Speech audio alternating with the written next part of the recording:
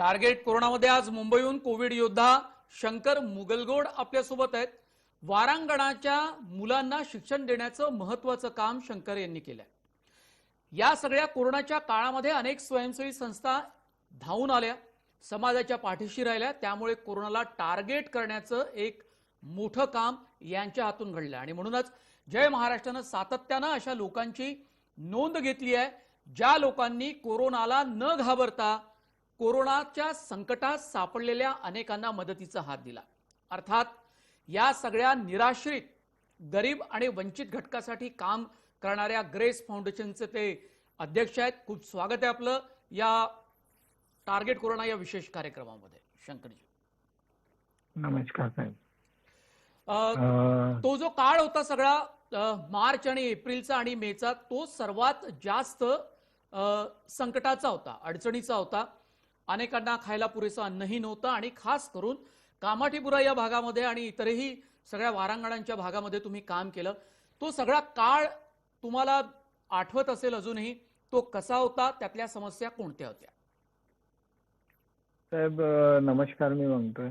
आणि त्या महिला असतात ना साहेब, मी हिंदी मध्ये साहेब कसं काय त्यांचं, आपको अगर हिंदी में ठीक लगता हो तो हिंदी में बातचीत करिए। ओके सर, सबसे पहले मैं नमस्ते बोलता हूँ सर। और जैसे कि वो जो रेड लाइट एरिया में जो बहन लोगों का जो परिस्थिति हुआ, क्योंकि जो मजदूर थे जो लॉकडाउन के टाइम पे, जो मजदूर जो यूपी बिहार के थे, उनके द्वारा उनका पेट ज्यादा चलने का, क्योंकि और वही मजदूर लोगों को ही तकलीफ था, तो वहाँ बहनों के ऊपर भी बहुत तकलीफ हुआ और उनके बच्चों पे भी तकलीफ हुआ जो खाने के किल्लत थे।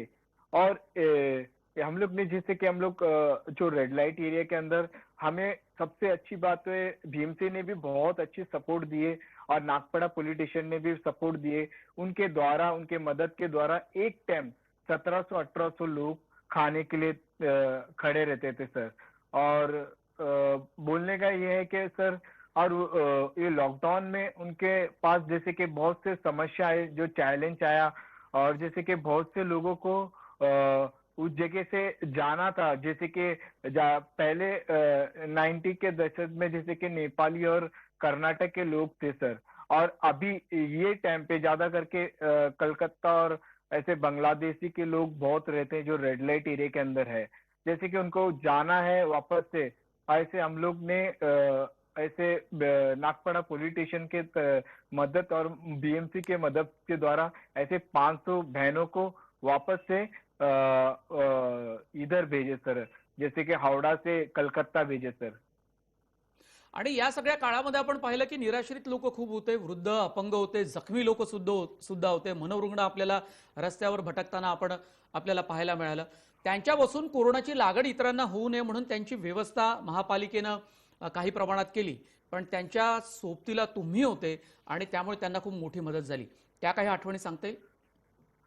हाँ सर, ये है कि आज हमारे घर, मेरा खुद का घर है, मैं घर पे रह रहा हूँ, लेकिन ऐसे लोग भी है जो रोड पे है सर, जो बेवारस है। और मुंबई सिटी के अंदर 57,000 लोग है जो रोड पे दिन भर रहते हैं। जैसे कि लॉकडाउन में, जैसे कि मेरे को याद है कि 22 तारीख को हमारे प्रधानमंत्री बोले कि लॉकडाउन, और हमारे महाराष्ट्र के मुख्यमंत्री ने भी बोले, तो लेकिन हमारे जो दिल में था जो लोगों को मदद करने का, लेकिन 22 को हम लोग ने निकले।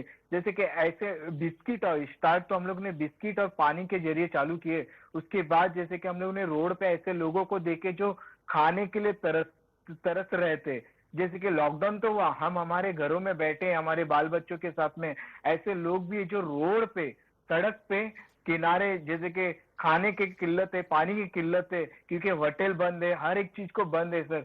और जैसे कि बहुत से लोग होटल के बाहर रह के, कोई तो लोग खाना देते, उस पे गुजारा चलता था, लेकिन ऐसे लोग भी जो रोड पे, और जैसे कि रोज का कुआं खोदना, रोज का पानी पीना, ऐसे लोग भी है। जैसे कि वाड़ी का काम करने वाले, जो आप देख सकते हैं, जो वाड़ी के काम करने वाले ज्यादा करके रोड साइड ऐसे लोग रहते जो बर्तन धोते, ऐसे लोगों को भी तकलीफ हुआ सर।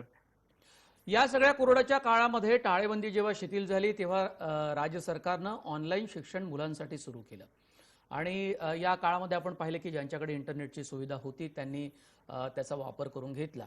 पण आता रेड लाईट एरियामध्ये मुलांच्या शिक्षणाचा तसाही खूप मोठा प्रॉब्लेम असतो आणि या काळामध्ये तुम्ही त्यांना शिक्षण देण्याचं काम केलं. हाँ सर, ये हमारे पास 5 टैब हमने एक पास्टर जो चर्च के जो थे उनको मैंने बोला जो फादर को कि उनने 5 मेरे को टैब दिए 60,000 का, जो वहाँ जो रेड लाइट एरिया में, और जो बीएमसी के अधिकारी है जो मेंटेन डिपार्टमेंट के, जो जगताप सर करके वो आए थे। जैसे कि हम लोग वहाँ छोटे से जगह पे वहाँ ऑनलाइन बच्चों को एजुकेशन दिए, ताकि वहाँ के बहनों के पास तो खाने के लिए तो कुछ नहीं है, लेकिन उनके पास मोबाइल किस किस के पास है, किस किस के पास नहीं है मोबाइल। और सब लोग जैसे कि बीएमसी स्कूलों में जाते, कोई 9वीं में, कोई 7वीं में, कोई 8वीं में। और जैसे कि हमारे को 5 टैब से उन बच्चों को पढ़ाने का हम लोग ने चालू किया। अभी बच्चे पढ़ रहे सर उधर। या मुलांना शिकण्यामध्ये तशाही खूप अडचणी होत्या, मी जसं म्हणालो मगाशी. पण आता या मुलांच्या आयुष्यात एक वेगळा आनंदही निर्माण झाला असेल. टाळेबंदीमुळे कुठे जाता येत नाही, तसे यांच्या जगण्यावरती खूप निर्बंध असतात. तर त्यांच्या आयुष्यामध्ये हा आनंद निर्माण करण्यासाठी, त्यांना एक चांगला नागरिक तयार करण्यासाठी म्हणून तुम्ही जे काम करता, त्याचा प्रतिसाद कसा मिळाला? प्रतिक्रिया काय होती त्यांच्या पालकांची? जो सर उनके माता पिता हैप्पी थे, क्योंकि माता पिता तो मम्मी बोल सकता, पिता तो नहीं है, पिता तो बहुत से ऐसे रहते हैं, लेकिन मम्मी मम्मी तो बहुत हैप्पी था कि उसका मम्मी के मेरे को उधर शंकर अन्ना करके पहचानते हैं, कामाड़ीपुरा 14th लाइन में जो मेरा 2 एम्बुलेंस है उधर ही है।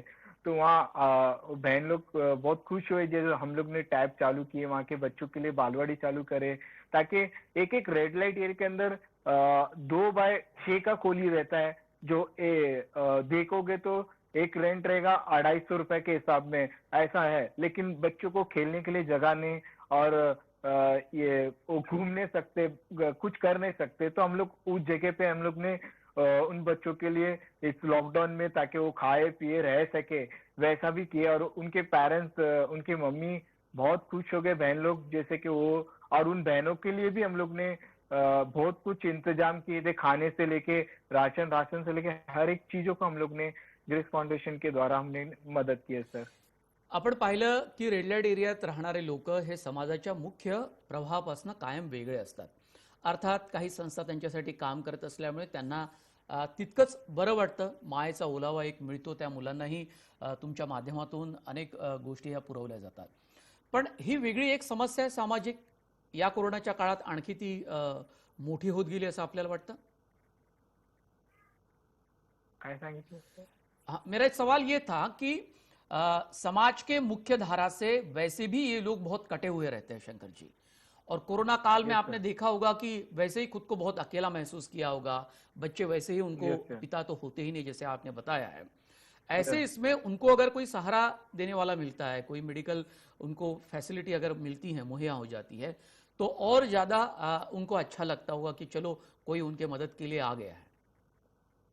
हाँ सर, जैसे कि हेड्स वर्ल्ड डे था, जैसे कि हम लोग ने देखे थे बड़े बड़े बैनर लगते, लेकिन ये टाइम कोई ऐसा लोग किए नहीं। लेकिन मैंने एक अलग प्रकार का करने का सोचा कि उस रेड लाइट एरिया में जो HIV पीड़ित जो बहन लोग हैं, उन लोगों के साथ में गेट टुगेदर, जैसे कि साथ में उनके साथ में हम लोग ने खाना खाए, और उन लोग का दुख को बांटने का। जैसे कि आज बोलते हैं ना, पूरी मुंबई का गंदगी को उन लोग साफ कर रहे हैं।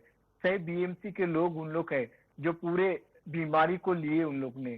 कौन कौन कौन सा कस्टमर कैसे रीति से आया उनके साथ में उस बीमारी को लगा। लेकिन मैंने एक सोचा कि इस हेड्स वर्ल्ड डे के टाइम पे हम लोग ने एक हम लोग ने 65 ऐसे बहनों के साथ में हम लोग ने खाना वाना खाए, और उनके साथ में गेट टुगेदर, और उनके साथ में बातचीत करे, और उनको ऐसा फीलिंग नहीं दिखाए कि तुम बीमार है और कोई ऐसा है। और देखिए सर, मैं एक जानता है कि हम लोग जो लोकल रेलवे से प्रवास करते हैं तो हमको नहीं मालूम पड़ता कि इसको टीबी है क्या HIV है।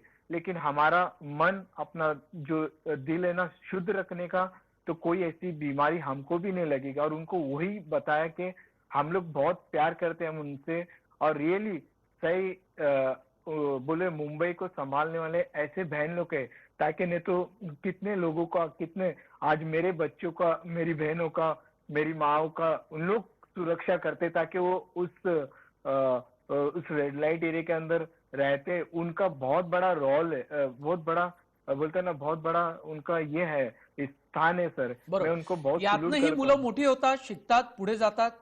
याचं प्रमाण किती असेल हाँ साधारणतः? हाँ सर, ये तो बहुत से बच्चे लोग पढ़ के एक अच्छे मुकाम पे जाते हैं, और बहुत से ऐसे कम रहते हैं जो आउटलाइन जाते हैं, जैसे कि एडिक्शन में पड़ जाते हैं। जैसे कि अलग अलग प्रकार का एडिक्शन होता है। और जैसे कि बोलते हैं ना सर, त्योहार एक अच्छे के लिए आता है। त्योहार का मतलब है, दशहरे का मतलब है, ईद का मतलब है, और क्रिसमस का मतलब है। लेकिन क्रिसमस हर एक लोगों को ये जानना है, वहाँ के बच्चे लोगों को भी मैं यही तालीम देता हूँ कि बच्चे लोगों को बोलता है कि त्योहार का मतलब, और ना ही ड्रिंक करना वो त्योहार नहीं बोलता है।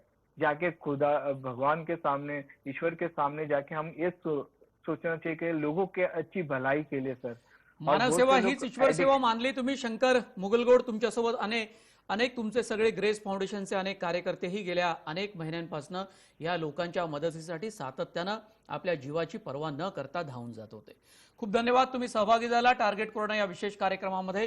तुमच्या कामामुळेच कोरोनाला खऱ्या अर्थानं टार्गेट करता येतं हेही तुम्ही दाखवून दिलं, आणि हेच दाखवण्याचा प्रयत्न जय महाराष्ट्राच्या माध्यमातून या कार्यक्रमामध्ये सातत्यानं गेल्या काही महिन्यांपासून होतो आहे. समाजामध्ये खूप वेगवेगळ्या गोष्टी सातत्यानं या सगळ्या काळामध्ये घडत होत्या, मात्र अनेकांना त्या घटनांबद्दल पुसटशी माहितीही नव्हती.